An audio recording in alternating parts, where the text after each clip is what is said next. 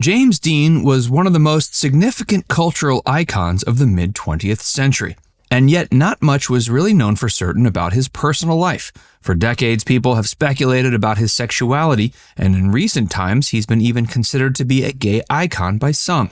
Regardless of his orientation, he was certainly a star who exuded raw, unfiltered sexual energy and charisma. Granted, not everything we read online is true, but the web certainly has done wonders for researchers who attempt to piece the puzzle of the past back together.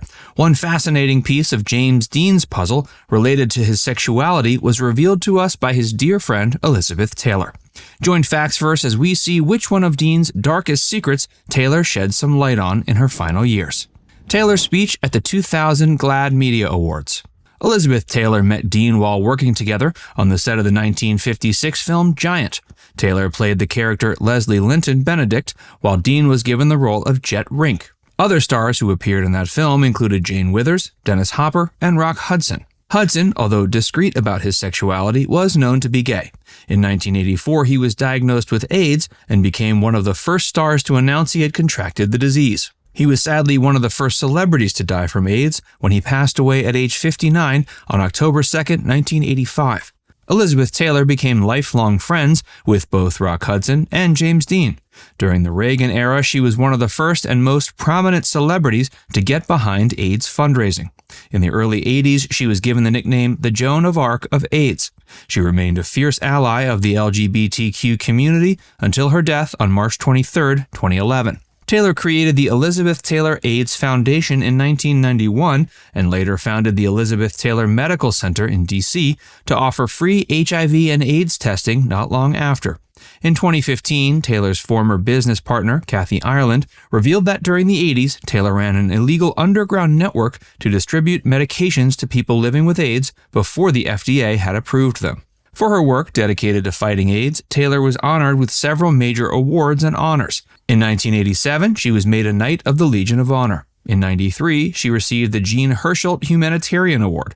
The Screen Actors Guild honored her with a Lifetime Achievement Award for humanitarian service in 1997, and she received the prestigious GLAAD Vanguard Award in 2000.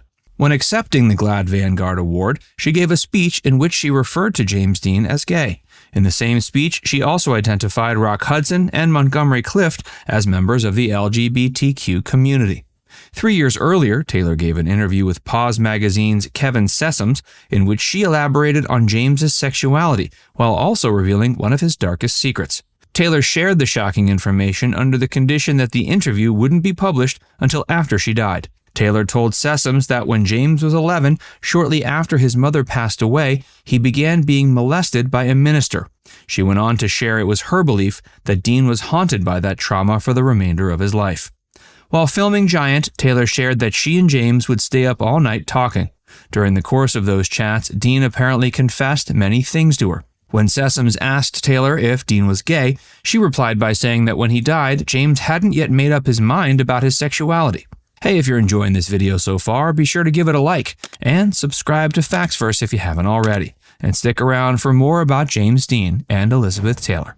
James Dean didn't want to limit his options. When James Dean was alive, he was once questioned about his sexuality and replied by saying that while he wasn't a homosexual, he didn't want to go through life with one hand tied behind his back. Hollywood columnist Joe Hyams later suggested that any gay activity James might have taken part in could merely have been a way of advancing his career. His alleged interactions with Rogers Brackett may have been an example of this theory in action. Screenwriter William Bast once referred to James as Brackett's kept boy.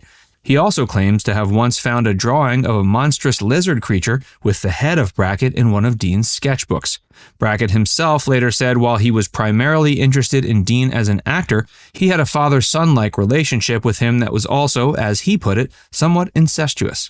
One of Dean's college buddies from UCLA, James Bella, later said he didn't believe Dean was gay. He did, however, think James used his sexuality to get what he wanted out of life. Bella further claims he knew of a time Dean performed a sexual act in an agent's office to advance his agenda. Actor and filmmaker Mark Rydell echoed these sentiments when he said that while he didn't believe Dean was gay, he did have, quote, big appetites and exercised them, not just for trade.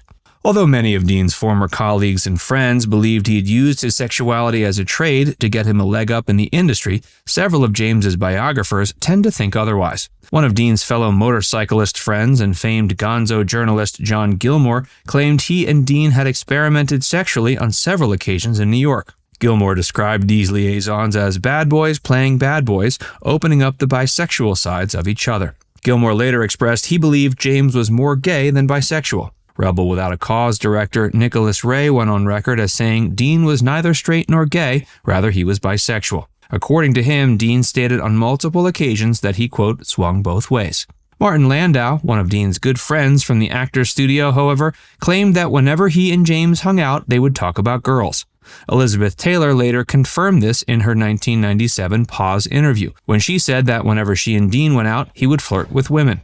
James Dean's death. On September 30th, 1955, James Dean was tragically killed when he was involved in a two-car accident near Paso Robles, California. While Dean was pronounced dead shortly after paramedics arrived, the passenger of his vehicle and the driver of the other car both survived. After his death, Dean became the first actor honored with a posthumous Academy Award nomination for Best Actor. A James Dean monument was later placed near the place of his death on Highway 46 that still stands. James was laid to rest at Park Cemetery in Fairmount, Indiana. His grave has since become a pilgrimage site for many of his fans. Now it's time to hear from you. Do you think it was appropriate for Elizabeth Taylor to reveal James Dean's molestation secret as she did? Let us know in the comments section below. And before you go, make sure you give this video a like and subscribe to Factsverse if you haven't already. Click the bell icon to stay updated on all our latest content.